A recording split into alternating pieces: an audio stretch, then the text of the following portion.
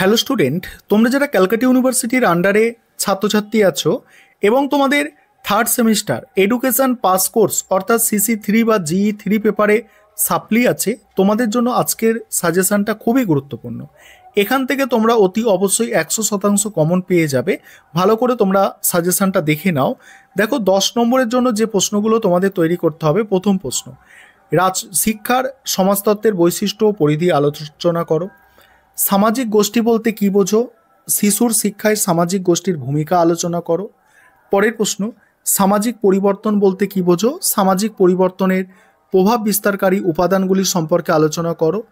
পরেরটা আছে দেখো, সামাজিক যোগাযোগ বলতে কি বোঝো? সামাজিক যোগাযোগের ক্ষেত্রে বাধাগুলি সম্পর্কে আলোচনা করো। নেক্সট আছে শিক্ষার সহিত সমাজতত্ত্বের সংজ্ঞা, শিক্ষা ও সমাজতত্ত্বের মধ্যে সম্পর্ক আলোচনা করো। তারপরে সামাজিক স্তরবিন্যাসের উপাদান, বিভিন্ন উপাদান সম্পর্কে আলোচনা করো।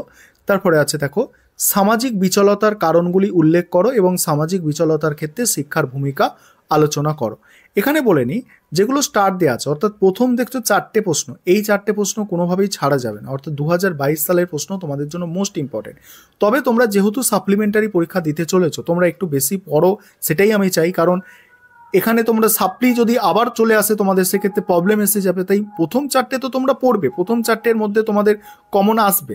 এখান থেকে হয়তো 2টো তুমি কমন পেয়ে যাচ্ছ প্রথম 4টের মধ্যে, কিন্তু প্রথম 2টো কমন পাবে, ঠিক আছে? আশা রাখি 2টো কমন পেয়ে যাবে, তবে বাকিগুলো তোমাদের একটু কিন্তু দেখতে হবে, ঠিক আছে?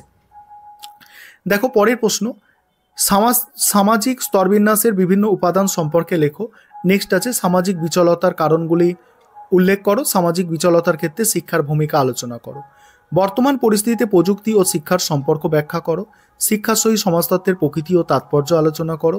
বর্তমান পরিস্থিতিতে সামাজিকরণ প্রক্রিয়ায় পরিবার ও বিদ্যালয়ের ভূমিকা লেখো। তারপরে সামাজিক পরিবর্তন বলতে কি বোঝো? শিক্ষাকে কেন সমাজ পরিবর্তনের হাতিয়ার বলা হয়? তারপরে দেখো, সামাজিক যোগাযোগ বলতে কি বোঝো? সামাজিক যোগাযোগের ক্ষেত্রে যে কোনো দুটি অপ্রথাগত সংস্থার ভূমিকা, ঠিক আছে? তারপরে হচ্ছে তোমাদের দেখো 5 নম্বরের প্রশ্ন। এখানে বলে নিই, এখানে তোমাদের কিন্তু এই যে 2022 সালের প্রশ্ন এবং 2020 সালের প্রশ্ন মোস্ট ইম্পর্টেন্ট। তাই সাজেশনের প্রথমে যেগুলো আছে সেগুলো সব থেকে গুরুত্বপূর্ণ কিন্তু প্রশ্ন। এবার 5 নম্বরের প্রশ্ন আলোচনা করব, তার আগে একটা বিষয় বলে নিই যে তোমাদের জন্য এই পেপারে স্টাডি মেটেরিয়াল তৈরি করা হয়েছে। তোমরা যদি কেউ স্টাডি মেটেরিয়াল পারচেস করতে চাও, তাহলে নিচে স্ক্রিনে দেওয়া নম্বরে যোগাযোগ করে স্টাডি মেটেরিয়াল পারচেস করতে পারো। আমাদের এখন স্টাডি মেটেরিয়ালের প্রাইস নেওয়া হয় যেটা 350 টাকা, ঠিক আছে?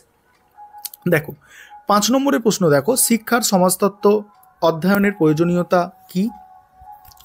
সামাজিক প্রক্রিয়ায় শিক্ষার ভূমিকা, সামাজিক স্তরবিন্যাসের ক্ষেত্রে শিক্ষার ভূমিকা, শিক্ষা ও অর্থনীতির সম্পর্ক।